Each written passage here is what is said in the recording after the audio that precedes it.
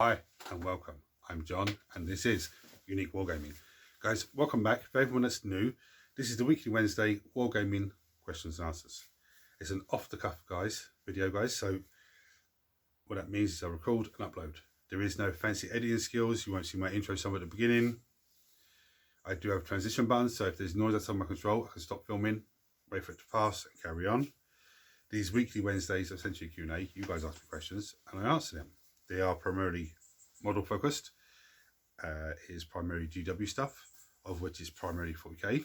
There is terrain questions from time to time, general information about myself and what's going on in the workshop. We have a weekly vote, which is for next Monday's painting video. In that, I'll show you a host of models and you vote on what you want to paint for next Monday's painting video. So there's a few questions this week. Let me just destroy the place. I'll make a mess everywhere. When building terrain, how do you stop warping with the base when painting and washing and stuff like that, when you're using weatherboard and other such materials? Well, it's a very good question. See, those who don't know what weatherboard is, it's basically like compressed card. Okay, that's the best way of explaining it, but it has like a wood look and a wood finish because it's not rough on top, it's very smooth on top, both sides, and both sides of the wood, the weatherboard, but it does look like wood, but it's not wood. And when you cut your base size and you're beveling the edges, it does act like wood, but it's not wood. Okay, you can get it in a hardware shop. I think for me, it's a 4 foot by 6 foot piece is like €15 or something like that. So it's cheap enough. And it's absolutely brilliant material. If you are able to get a board, because they come in small boards as well, like 2 foot by 4 foot or something like that. But if you are able to get boards, a big piece, store it flat. That's the first thing, because if you leave it standing up, it will start to warp. Store it flat. Now I have a piece here that was I got from work because they were throwing it away. And it came at the base of come on a pallet with stuff on top. I think it was sugar. It came on it. I can't remember now. I have that on the table, and then when Mark comes over for a game, I'll take it off the table, stand it up. When we finish the game, that's the first thing goes back on the table, and that's just to keep it flat. I actually have another piece over on my spraying area because I have 2 trays. They're for camping trays because they flat pack down, but I have models in there that are painted to be magnetized. Most of them don't have a box to be magnetized into, so they're just sitting there, but I have an off-cut piece of that board on top of that where I do my spraying on top. It's very handy material. It's brilliant for making the painting stands when you have storing paints on, when you have pieces left over. But anyway, that material, very rarely will I find that warping. But see, here's okay, it's a bit of a complicated question, but I don't want to, give me a second here. When you're using it as base for terrain, yeah, it's perfect. You have things to consider like weight distribution. Because it's a heavy base, it's perfect. But if you're putting heavy materials on top, it will start to lift, especially if you do it one side. Now, with that said, if you do that and it starts to lift, you come back to it with a stone from outside, and you hot glue it onto one side to balance it off. Okay, that's the first thing. You can then get filler. You have a hole in the wall and you put the filler in to fill the hole. You can get that, some on your finger, dip it in some water, and just smooth it across the weatherboard base to help level it off and give it texture and everything else, and hide any hot glue, hide any glue marks where you've glued the other piece onto. But with weight distribution, the best way to tackle that is use the weatherboard as base, because it's perfect, absolutely perfect, but use light materials on top. Your polystyrenes, your plastics, your bits of cardboard, that kind of thing, because you can get thick cardboard as well. The best cardboard that I've seen for building is when you go to the supermarket and they have the little stands. if you're lucky enough to be in there when they bring one of those out to put it down, it's wrapped in plastic, but the edges, the corners, have like a L-shaped plastic going down just to hold it into place. That's rubbish. Okay, if you're lucky to see someone doing that, you can say, oh, can I nick those? Not a problem. Or not nick them, can I have those? The other thing is, when you see bananas in the supermarket, they usually have the same L shape as plastic. You know, they're very lightweight, they're really good. When it comes to stopping the base from warping, if you're using polystyrene on top, you have to do the filler filler mix. You have to get the filler and cover the polystyrene and filler watered down, and that will seal the polystyrene, especially get rid of any joint marks or any glue marks on the bottom, especially hot glue. Then you can spray it with something I call underspray. Okay. Now underspray, I got a spray bowl, clean spray bowl, washed it all out, and where you got the spray, you got the tube that comes down. I snip that, not halfway down, but between halfway and 3/4 the way down, I snip it. So when I put it in, the tube is still in the liquid mix that we put in there, but it's not too far to the bottom to get any of the bits that settle at the bottom. And what you do is you fill up 3/4 way with water, put some black paint into it, some blue ink, some black ink, whatever little bits of paint you have left over. Like, say for example, let me look for a dark colour. Okay, let me just say, there's Agrax Surface Shade here, yeah? Let's say I've got a tiny bit left in there. I give it a shake up. When I open it, I can't get it off the lid because it's not standing. It's not enough to stick on the lid. And I'm putting the brush in, I'm taking too much out. It's too much of a hassle, and you just buy another one. That little bit in there, you pour into that bowl, okay? Little bits of, say, a Baden Black. You just put that into it. Just scoop it out, paint out with a lolly stick, and just keep putting it in there. Then you get some PVA glue, and you put some PVA glue in there. Usually 2 squirts should be enough. Put the lid on, give it a good shake for a minute or so. Then you need to do a test spray. So you need to spray it somewhere. It's not going to matter. When you spray it, if it comes out really runny, okay, like proper water, still really runny, you need to put a couple more squirts of PVA glue in there. And when I say squirts, I'm not talking a little squirt, I'm talking a good healthy squirt. Give it a good shake, repeat, spray again. If it comes out and it's like sludgy, it's too thick, add a little bit more water. You just keep balancing this until you get it to the way you want it.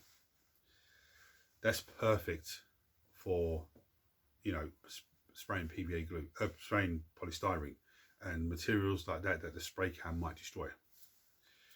Now, when you cover it with filler, you should, if you get it, you should be able to, you know, cover it so you can spray it with a spray can. But one thing you can do to filler as well is put some into like a little tray and water it down in the tray, but put some black paint into it, or put some, you know, whatever colour paint you want into it, and you mix it up. And then as you're applying it, it's giving it a sort of base coat as well. So if you miss any parts with the filler, you can see the white polystyrene coming through, okay? Now, with the weatherboard, when I've used underspray, I take coffee lids. I make sure I get as many as I can of the same. I've got a whole crate of them. And what I do is I lay them out on the ground. So when I put my terrain piece on top, every part of that terrain piece is on top of a lid. So it's all the same height, it's all the same level. So when I spray it, there's no chance of it warping because it's level. And when I put it on the lids, because it's raised off the ground, or concrete ground here, so when it's raised off the ground, any excess more spray will just run off. Ideally though, when you put the filler mix onto it and you fill in the base as well, the actual weatherboard piece, when that's all dry, you want to come in with a rattle can. You give it a spray from a distance, yeah. The reason I'm saying spray can is there's less moisture in the spray can than there would be in the underspray. Or even if you took a brush and put it in water and put it in black paint and try to paint it that way, there's a lot less moisture and it's a nicer finish. But you don't really want to be wasting a black spray on terrain when you can use that on models. So the best thing to do there is try and time it so you're down to the last little bit of black spray in your rattle can, and then give you a terrain piece of spray. Now, yeah, that's the way I do it. If you're using card as a base for terrain pieces, that's where weight distribution comes into it, because you need to make sure the materials on top are the same weight as what the base is, because if you're putting heavy materials, that's when it will warp. And even if you're using a card base, you can't use the PVA trick where if it warps a little bit, turn it upside down and cover it in PVA glue to make it go back the other way. Because it's card, it'll just suck it up and you know, soak it up, and it'll go back a bit, but it'll be all discombobulated. Whereas the weatherboard is such a brilliant material. The only enemy to weatherboard is if it's not stored flat, because it will warp itself. But even if it does warp itself, you can then put it down onto a flat surface like a table and put like a box on top, and that will slowly start to just flatten itself down. Or if it doesn't flatten itself down, you can cut that piece off and use that as part of your terrain piece that you're building, like a wall or a platform or something like that. But yes, the way forward for me would be Filamix is a brilliant thing because not only does the texture, it also gives it some protection, and spray can would be the best way. But failing that, you know, under spray. Now the big terrain piece that I built that's on the table here, I built it too big. You know, storing it's a nightmare, but it's such an amazing piece of terrain, especially for lines of sight and stuff like that. But with that, I put a thin piece of polystyrene, I glued a thin piece of polystyrene to it. So that when I came with the polystyrene to go on top, I've just pinned it in. Now with that, I've had that for what, 3 years or so, maybe 4 years, something like that. It's one of the first, it's one of the big things I built on the channel early on. That is starting to show its age now. It's starting to warp in places here and there, but that's partly due, that's not due to weight distribution of it, it's partly due to the size of it. Okay, it's too big. I should have done it as 2 separate pieces, or even 4 separate pieces. Another material you can use, which is very similar to weatherboard, is the bases inside the chest of drawers. So when you have an old chest of drawers and you're taking it out, when you pull the drawer out, the base part inside the drawer, as long as it hasn't like bowed, that is the same sort of material. Okay, a sharp blade, Stanley knife, you know, type thing, sharp blade, and you can I have a big thick piece of wood that I do cutting on, but you put it on something like that and cut it, and it works the same. It's very good for using as a base, just the whole thing as itself as a base piece to build terrain onto. You know, I've waffled on a bit there, I do apologise guys, there's a lot of information there. Okay, I'm new to the hobby. How can you remember all the rules for the armies, especially when you play more than one? The best thing to do is remember your army rule. So if you're Space Marines, your army rule is going to be oath of moment.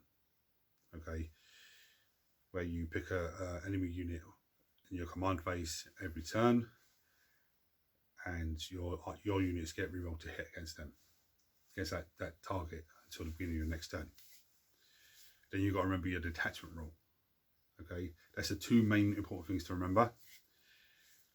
After that, data cards. Data cards are just so brilliant, because if you're not sure about something, rather than flicking through the codex or going through the app and trying to find it, even though the app is very, very easy to use and very, very handy to use, you can have your data cards in front of you.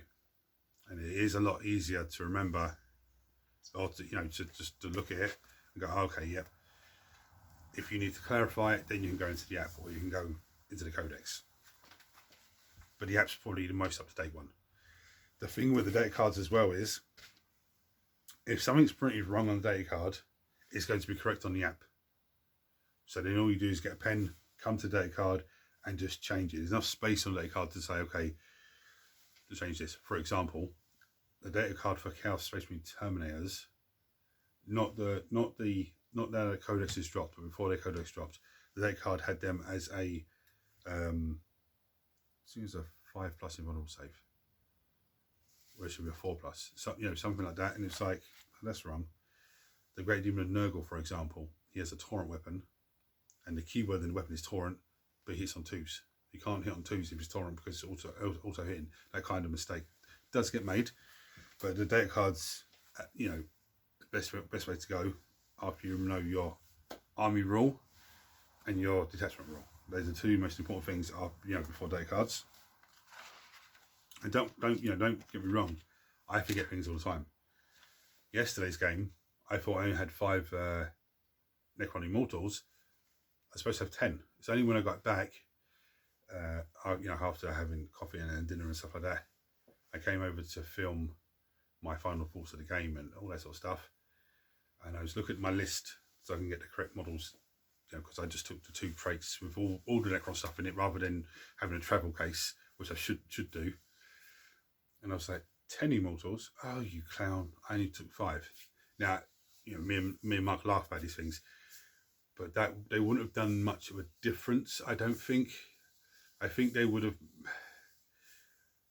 The Beastmasters that was in combat with them caused 6 wounds on them.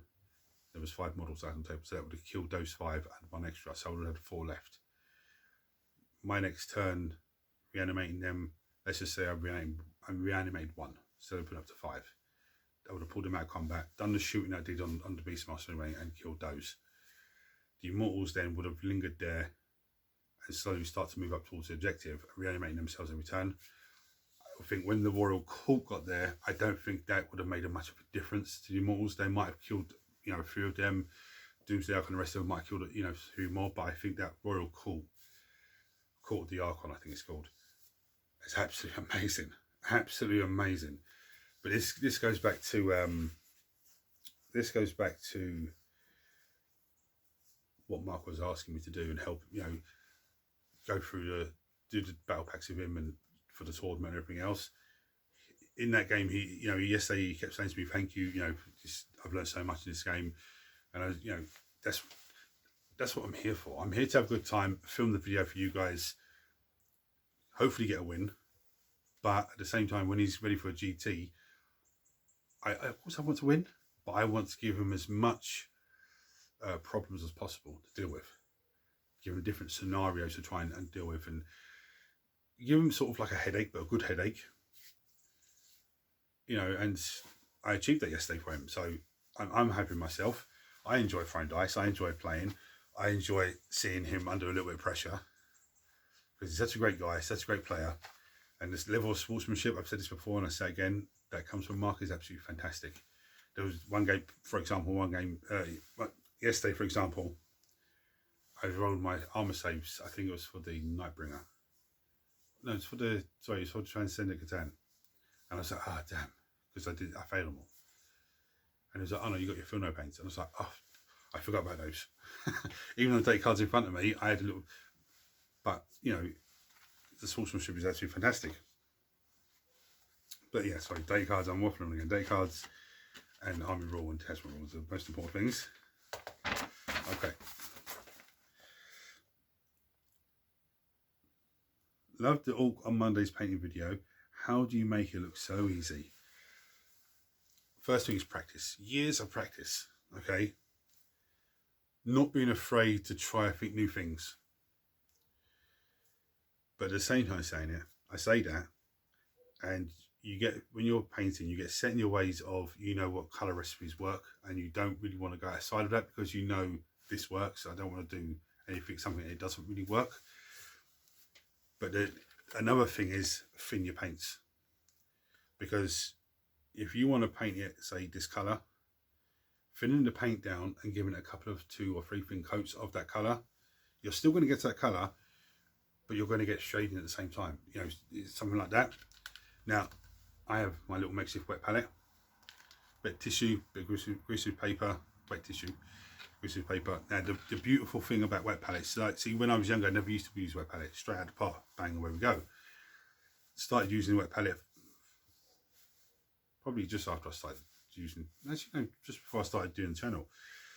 And it's a game changer. It really is. Now, you can go and buy one if you want, and buy the sheets from everything else, or you can make one, a poor man's one like I have, which is a plastic lid from a cake box. There's a little dip inside it. I'll give you a little look. There's a little dip inside it. Okay. Bit of tissue and kitchen roll in there. Wet it down, drain out the water, grease with paper on top. Now you can see where the paint stretched over. What I'm going to say right now is I put the paint on there. Just, you know, I take a bit of white scars, put it on, and then clean my brush, and then take the wet brush and just, I wet it at one end. Okay, so one end is like the paint straight from the pot, the other end is watered down. The reason for this is I thin to paint that end. If I look at it and go, no, I need a bit more thinner, I can add a little bit more water and just stretch it away, water it down a bit more. If I've done that and it's great, fantastic, but now I want white again, but I want it a little bit thicker. This is the really watered down. The middle part is watered down a little bit, and then I've got the proper paint on the end, straight from the pot. I can go to the middle part. If it's still not the way I want it, I can just add a little bit more, you know, from that end, straight from the pot end into the middle, just to thicken it up a little bit and make it a bit more vibrant, if you like, a bit more brighter. For mixing paints, it's actually fantastic. It is a total game changer. Now you can look at your airbrushes and all that, and don't get me wrong, I love airbrushing. I need to get a new compressor. That's my biggest problem, and I keep forgetting to get one because I've got big things to spray. But for me, airbrushing is, I only use it for bigger models, to do bigger areas. You know, your Land Raiders, your Rhinos. With that said, I've been doing Death Guard Rhino, just loads of thin coats of Death Guard green just to bring it up. But yeah, wet palette is a game changer. Now, the other thing that makes it easier for me is the brush types. Okay, I say brush types, I mean brush quality. So I use this bandy brush. Okay, let's see if we can get the end of it. It's proper bandy. This is just a layer brush, an old layer brush. I use this for base colouring. Okay, if I can use this big brush, I will. This is just a cheap artist brush. I think I got a whole pack of them for like €11. Then I have, so I store them like this. So I store them upside down because this is a trick I learned, you know, maybe a year ago. Any moisture in the bristle is going to run in the trussel, I think it's called, is going to run downwards. Yeah. So this is a piece of polystyrene, and I just have it wedged on something so it balances. Then I've got this brush. Now this is a layer brush as well, I think. Yep, but this is a newer layer brush. It's enough perfect, and I use that for detailed stuff. Another way of keeping your brushes good is don't overload the brush. Again, this goes back to a wet palette being perfect, absolutely perfect. Because if you overload your brush by accident and paint this really watered down paint, it's easy to get off and just wash off, gone. And you can just go back and just get, you know, do a little bit you need. When you're putting it on the model, it is a lot easier with, you know, it's so much easier with a wet palette. These brushes as well, these cheap old brushes are good for getting the paint out of the pot and putting on a wet palette first of all. Because if this gets buggered up, throw it away. Because I've got a whole box of them for like €11. I think there's like 30 odd in the box, and all different shapes as well. These ones are also good for dry brushing. I'll just throw that in there. But yeah, practice, practice, practice. And I say this a lot on the channel. When you're trying something for the first time, try and get as much information about that subject matter from different sources, and then come up with your own plan. So like if you want to, going back to Monday's paint video, if you wanted to do orc skin, I've seen it done so many different ways, and each one of them is fantastic. I've seen them come in with orange, you know, like troll style type orange, not troll style paint, but something that, you know, that vibrant orange. Then bring a yellow into it. Then start bring a red into it. Then start bringing a yellow into it, and then start coming in with some greens. Yeah, some light greens, and then bring like a little bit of yellow here and there just to. I've seen that done. I've seen people just whack a light green onto it and come in with like a orc flesh, I think it is, yeah, contrast paint. You know, I've seen them just whack contrast but all flesh contrast paint onto a white primed all skin. You know, I use Goblin Green, Dark Angels Green, I think it was, which is Caliban Green now, I think. And then I got some Goblin Green, which is a very old paint. I don't know what it's called now. Someone knows, took a blow for helping anyone else out. And just slowly bring that up, thin down, you know, bring it up. Thinning the paints down is very critical. A wet palette is a game changer as well. If you haven't used one yet and you're you know, thinking of painting models, make yourself a wet palette. Just, if you want to buy one, buy one. But you don't use one, you can just get, like I said, thin piece of plastic that has like a little dip in it, and kitchen towel. But don't have the kitchen towel hanging over the top. Just, you know, tear it to size. Doesn't have to be perfect. Just tear it to size, wet it down in there, drain off the water, put a grease with paper. Practice, practice, practice. Having test models as well is another good thing. So if, for example, you're able to pick up, say, a unit of the old Corn Berserkers, there's 12 models in the box. So if you build 10 of those for a unit, you've got 2 left over. Build those, use them as your test models. Especially for that, if you're going to try and, if you're painting, say, you know, Corn Berserkers for the first time, you can use those test models to try 2 different colour schemes. And then you'll formulate a recipe yourself. The old box of termagants are the same. There's like 12 in the box. Termagants and Hummerguns, I think, actually. There's 12 in the box. There's only 10, you can only have 10 to 20, or 10 or 20 in unit, 10 to 20 in unit now. So you have 2 models left over, from each box. So you can use test models. Even if, say, for example, you have a box of Corn Berserkers, you built ages ago, and you never got around to building a World Eater army. You can put those 2 extra models together, and you can try colour schemes on them for your Space Marines, because you decide to go with Space Marines. Test them out on them first. You know, you don't even have to paint the whole model. You can just paint like the legs, or paint one of the arms and your shoulder pad, and see how that colour scheme works. The same sort of way that when you're deciding what colourway to paint your rooms in the house, you do little testers on the wall and decide, okay, let's go this one. It's the same sort of idea, okay? It's just on that sort of scale. If you don't have any of those boxes or can't get hold of them, just try and get go onto eBay and just try and pick up something, you know, cheap that you can just work away on. Or if you have a 3D printer, you can 3D print one random model. You know, you leave it to cure and everything else. You don't even have to glue it to a base. Okay, you can glue it to a piece of card, glue it to a coin, you know, and then just in your paint stand, and just try and do, you know, some sort of test painting on it. But practice is the best way. And watching painting videos like mine. There are other channels as well that do painting videos and getting as much information about it as possible. Because you could go, okay, John, I like the way you do it, but I don't really want to do it that way. I'm not that artistic, but I want them painted.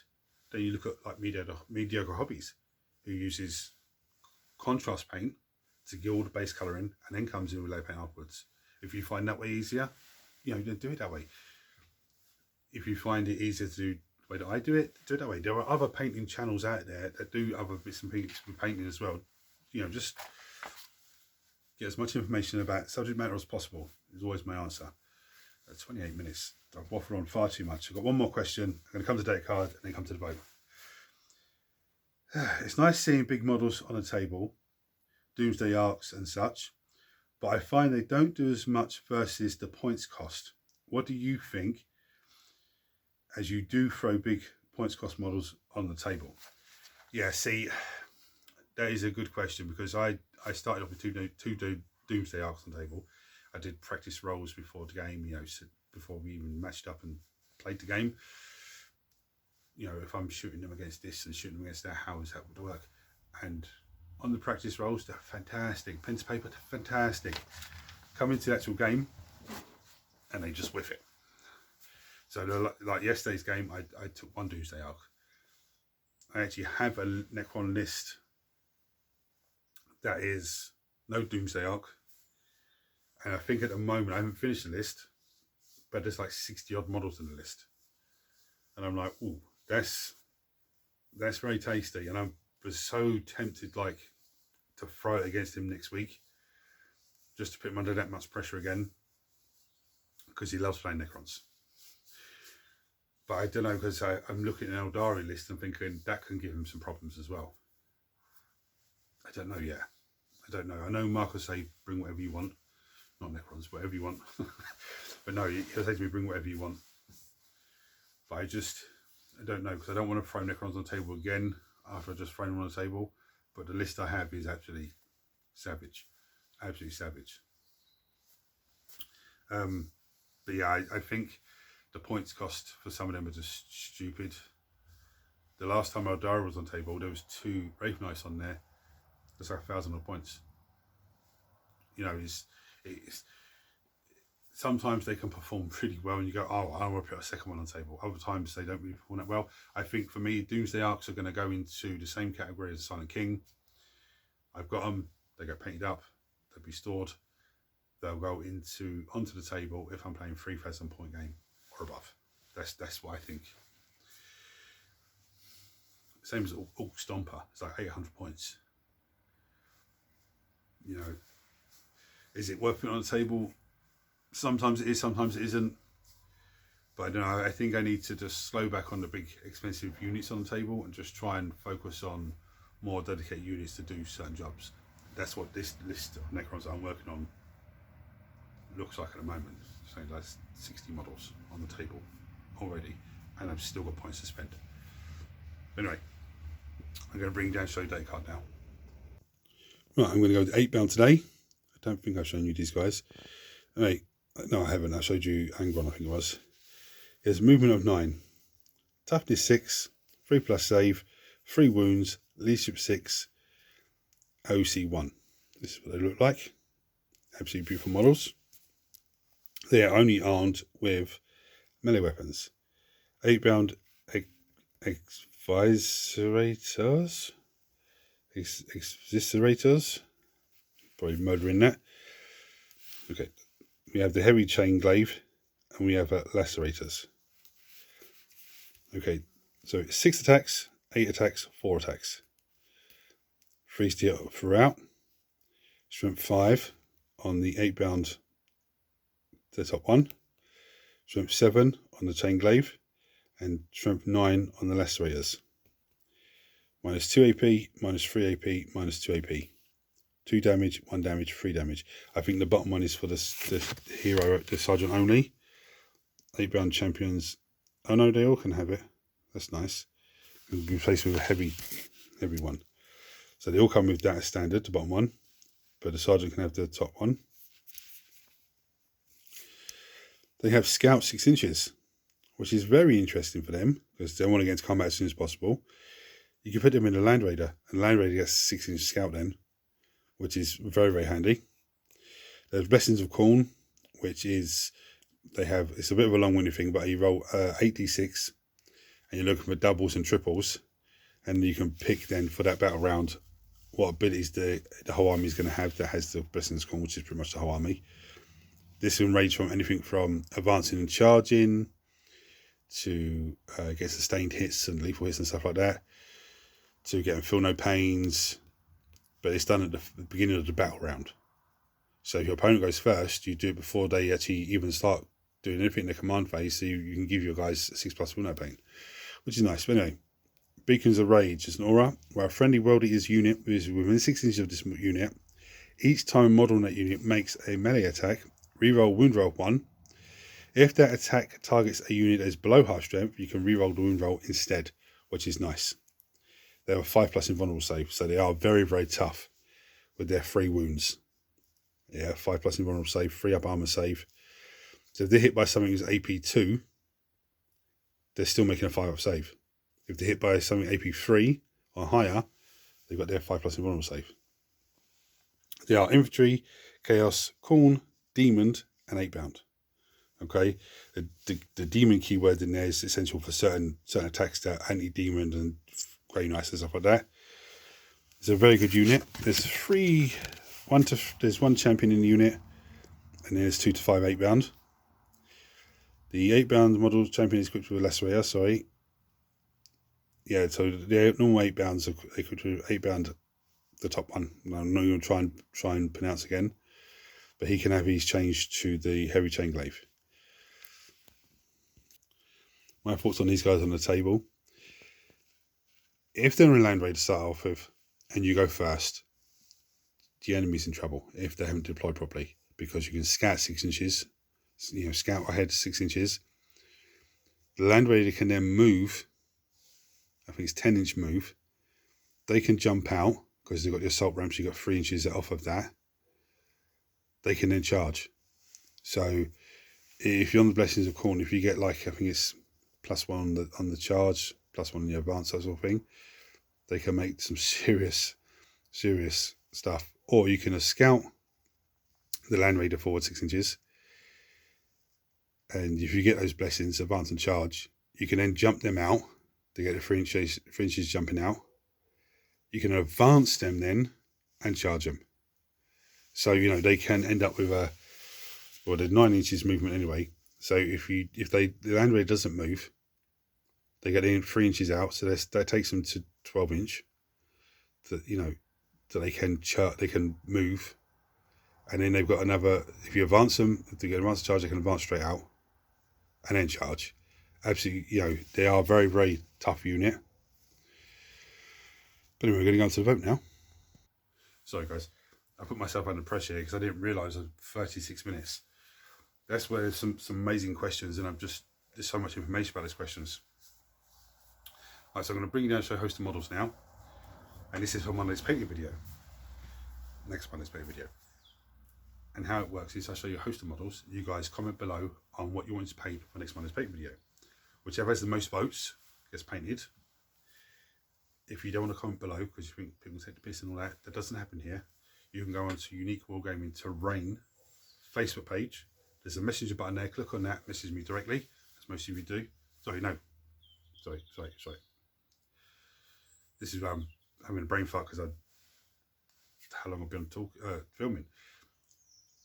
For the painting video, comment below on this video, okay? And I'll check the votes at the weekend, and then whoever has the most votes gets painted. If there's a tie, I do a dice roll. There is a wildcard vote. You'll find out what the wildcard model is if it wins. There is creator's choice, so if you vote for that, or if nobody votes, which never happens, then I pick which model to paint. Okay, if you're not sure what the model is, how to spell its name or everything else, just leave a description. I vote for this model. Don't say to me I vote for the one that's on top shelf, further from the end, because I don't see that when I'm in the house looking at the computer. But just give me a brief description of what it is. You can vote for any of the Space Marines, any of the Necrons, any of the Tyranids. Those votes count. But you can't say I vote for everything, because that won't count. Okay. Right, we'll start off with 8-bound, whose date card I've just shown you. Necron Overlord with Translocation Shroud. The Sisters of Retributors. Oh, bloody hell, I keep forgetting what they're called. There's 5 sisters, 4 of them have heavy weapons. We have the old Deathwing Knights. We have a unit of the JC the Colts Neophyte Hybrids. We have the Neurogons, Adari Guardians. We have a Chaos Sorcerer, Michael Slanesh. I still have this big bad boy, the Immobulator, and the vote. Such an amazing tank. Here's a look at Monday's painting video. It's a briefly sneaky peek sitting there. We have the Drukhari Venom. We have the Wraith Blades still here. We have the Blade Guard Ancient. He's from the 9th edition Indominus box. We have Sabretooth from Marvel Crisis Protocol.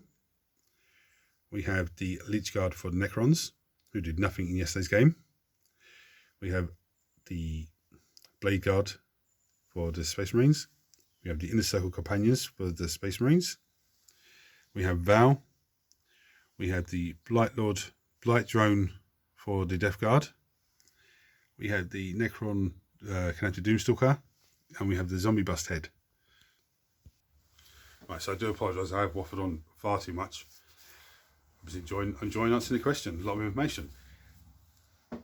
Chuck your comments down below for the vote. Okay, if you have a question for me, Chuck a comment below, as always. If you don't want to chuck a bloke because people don't piss, there is no silly questions. Then you can go to Unique Wargaming Terrain Facebook page.